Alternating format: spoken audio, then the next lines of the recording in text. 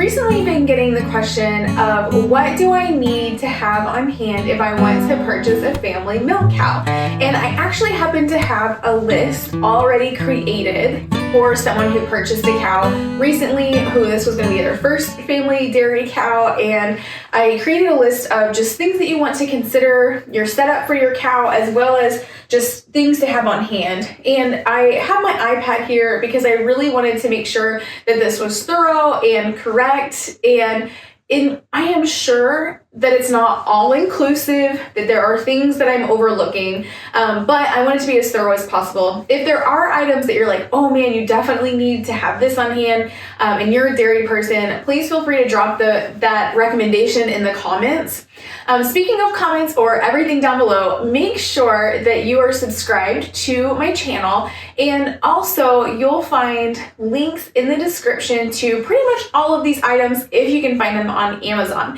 I am set up as an Amazon affiliate, and what that does is if you use the links that are in my description, that I'll get a little bit of kickback from that. It's not much. It's almost unmentionable, but I think it's pretty fun that when creators can get a little bit back for the time that they're putting into sharing useful and helpful information to others. So if you find this helpful and you're getting ready to welcome a family milk cow and you're getting ready to purchase everything that you need, please consider using the links that are down below in my description.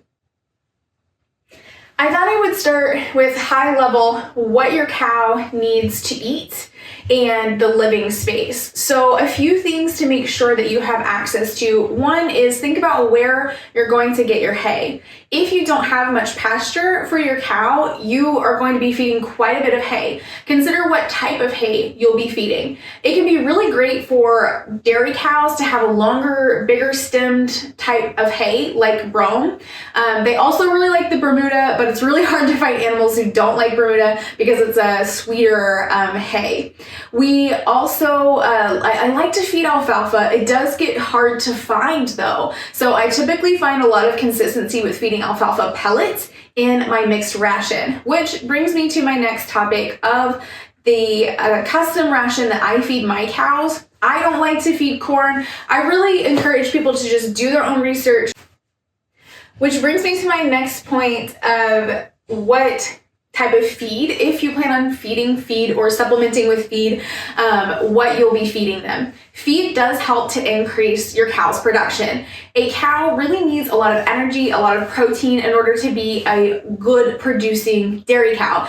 So I personally find that supplementing with feed is a really great way to get them the calories, the protein, the nutrients that they need on a daily basis.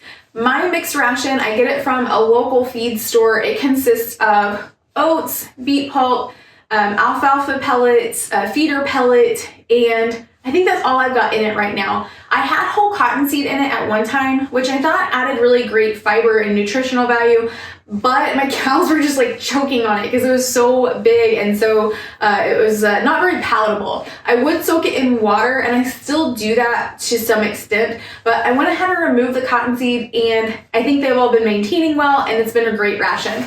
If you don't have a local feed store, consider what you can get from Tractor Supply or Atwoods or whatever is convenient for you. How can you keep really consistent feed in front of your cow? It is better not to be changing those things up.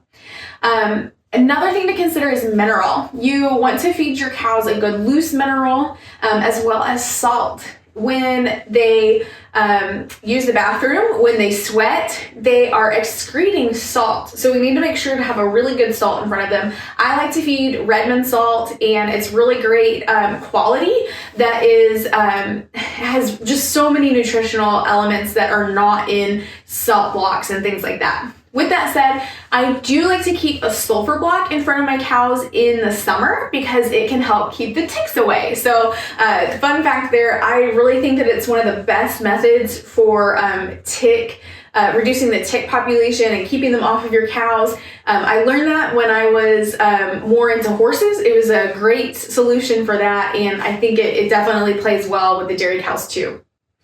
In terms of your cow's living quarters or living space, I cannot make specific recommendations for that because in different areas, a 1 acre pasture is going to be different in terms of what it produces, what you can grow there, and how much nutrition it provides to your cow.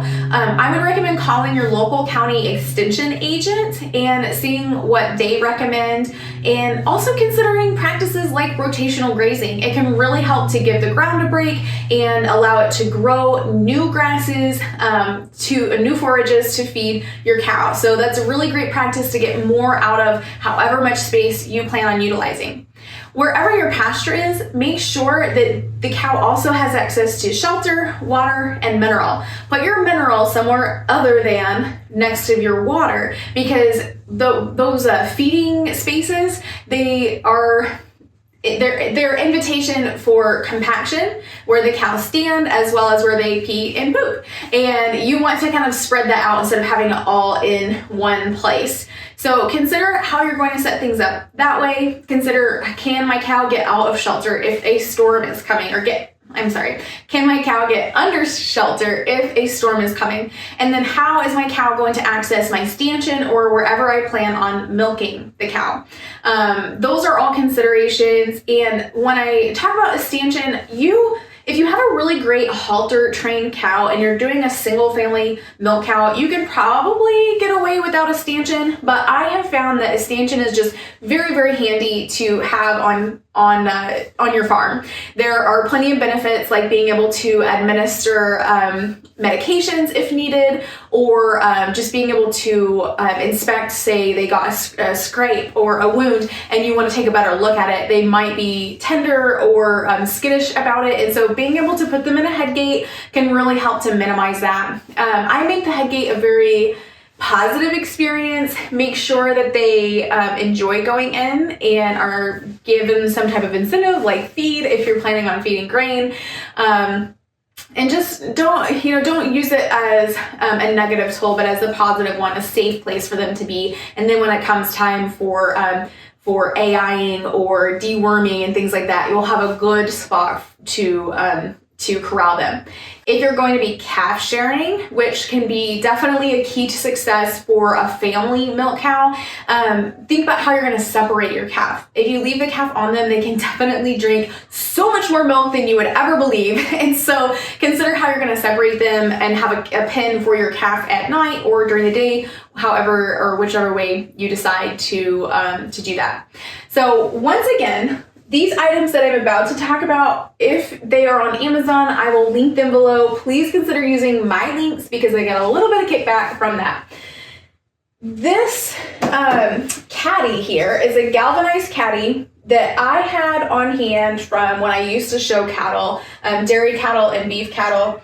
And it's been really handy because it's so durable. I would definitely recommend something that you can move things around, or consider just what you want your setup to look like, and if you'll have a shelf or something near your stanchion so that you can access everything that you need. A few things that I keep on hand. I'll start with kind of grooming. I like to brush my cows. You can see my video of my most recent milking routine, and that includes using most of these items here. And so how I apply those. So I've got some Cowboy Magic. Again, a horse thing. I'm a horse girl originally, I guess you should say. Well, horses and cows. But anyways, I love this stuff. I've used it in their tails. You will want a good curry comb in the summer when they're shedding. You'll have to excuse this stuff. It's dirty. Burns are dirty places. Your stuff will get dirty. Also a good just hard bristle brush. This thing is really handy. And then a hairbrush for their tail. I really like to pamper my cows and just make them look nice and be clean, because if you're drinking raw milk, you want to have very clean quarters. This is just like a Dollar Tree hairbrush that I probably need to get a new one, but it's really nice to have on hand. And then moving on to what I like to keep for my milking routine, I use a pre and post dip. This is called Dairyland brand. I do get this on Amazon. You can put this into a teat dip cup. I really don't love a teat dip cup because they easily get spilled by cows and cats and kids and even myself. So I have a fly spray bottle that I just took the outside off of, and I put my iodine pre and post it here, spray it onto the teats, and then wipe it off with a rag. So you'll want to really consider your routine when it comes to desanitizing or cleaning the udder before and after milking. So I use these along with some microfiber rags and just get the udder really nice and clean. Prior to that, I guess I should go in order here. I use this little brush. It is not specifically for cows, but I knew I wanted to be able to get some of the loose hair and kind of dry dirt off of their udders before milking. And this little thing was like, I don't know, $6 on Amazon. This is my second or third one here. I just started doing this, I don't know, 6 months ago. And I really love this part of the routine, and I think the girls really love it. It helps them to let their milk down when their udder is getting stimulated in just a very nice, gentle way. I also use Dynamint udder cream. Love this stuff. It has peppermint oil. It helps, especially helps with freshening. So when their udder is hard and full and just starting to produce milk after capping, I really like to have this on hand to help that new mama be able to just kind of work her udder down and just relax it a little bit. It has calendula and marigold extract, as well as peppermint and eucalyptus and a few other really great things. So it is organic, and I really love that too. I've got 2 different fly sprays here in my caddy, and that's because I feel like flies kind of get immune to one spray, so I like to switch it out here and there. I also like to have some type of udder balm, like lanolin. I keep a few different ones on hand. I like to have a pure lanolin, and this is an organic balm as well.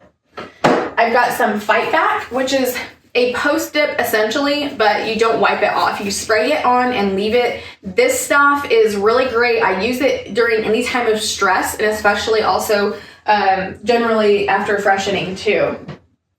I do have some ProBio here too that I gave to a cow that just wasn't feeling very well. She had a stomach ache. I'm a really big believer in keeping electrolytes on hand or some type of probiotic to help your cows. I will shoot a separate video on what to keep on hand for first aid or in the case of an emergency. I think that's a totally different video. I already have so many things to talk about in this video. And then this one is kind of related to first aid, but I do keep it in my everyday caddy here. This is a CMT test. You also will need the paddle that goes with it. I'm not going to dive into what that is today, but if you have a dairy cow, you want to have a CMT test on hand. Trust me. Okay, this guy, maybe a little contrary. It's a prop that is actually utilized for horses to encourage them to go faster. I am really not a big fan of getting physical with animals, but a dairy cow is much bigger than you are. And if they decide to get kicky or rude or sassy, I have had to use this at times to just give them a little spat, and they learn who's in charge. But also, even without touching them at all, you can kind of move this around and not have to be waving your arms around. So if I'm trying to get them out, I might say and not even touch them, but touch something next to them and just make a little racket and say, go get on, you know. And so talking to them and using this as a tool, not as a weapon to injure your animal. I'm not promoting any kind of violence toward animals. I love my cows, and I think we can all be great stewards of our animals. But this thing is very handy, and it has really come in handy because I had one cow who was just very kicky. I mean, she knocked me on my butt, and every time she tried to kick me, I just gave her a whop. And I'm not promoting that, but it solved the problem. I don't use a kick bar. She is excellent now. I skipped over something very important. You'll want to consider how you're milking your cow. If you plan on hand milking, you might have a stainless steel bucket. I have tried hand milking. Well, of course now I can't. I have so many cows. I use them Elasti now, and I'm really happy with it. But when I started out, I tried the Weber machine. just quit on me in the middle of milking multiple times. Their support was really great, and I do have other Bever products that I really like, but their milk machine was just not it for me. So it's called the hand top milk machine. This one, I want to say it held like 1.5 gallons, maybe 2. I'm not 100% sure because I haven't used it in a while, but it does still work, and I've had this thing for years. I've used it as a backup on freshened cows when I didn't want to use my main milk machine. This is what I had when it was just myself and my one family milk cow. I love this machine. It has given us no issues. You do want to have some additional hoses on hand because you want to routinely replace the hoses of your milk machine. No matter what brand you end up getting, you'll want to make sure that you replace those periodically to ensure cleanliness, no bacteria is getting established there.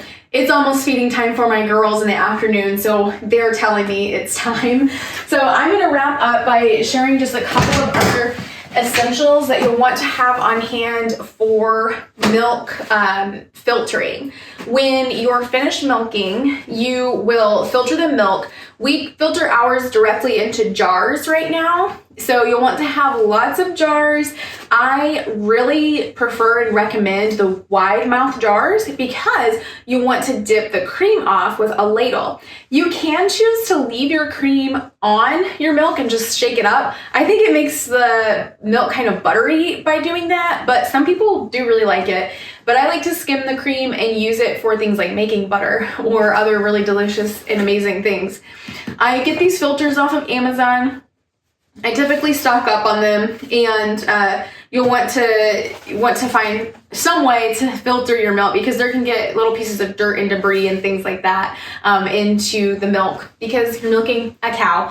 And so you'll pour it into, so you will place this over the top of the milk jar, your glass jars. I get my jars from Azure Standard. Really love Azure Standard. They're a great company with great products. I place the filter over, then place a funnel over that, like a food canning funnel over that. I use a stainless steel funnel, place that over, and then dump the milk directly into that until the jar is full. And then of course remove that, place your lid, and go on to the next one. You also want to decide how you're going to label yours. You can write directly on a jar with a permanent marker. It will wipe off, but I find that it starts to run once the condensation begins and the jar gets cold. So we use some little tab stickers. I'll link those below too. I purchased those off of Amazon. I put this sticker on and just we write the dates ahead of time and then put the stickers onto each jar. That just allows you to know when that milk was collected. I hope that this video was helpful for you, and if you are starting out on your journey to owning a family milk cow, then congratulations.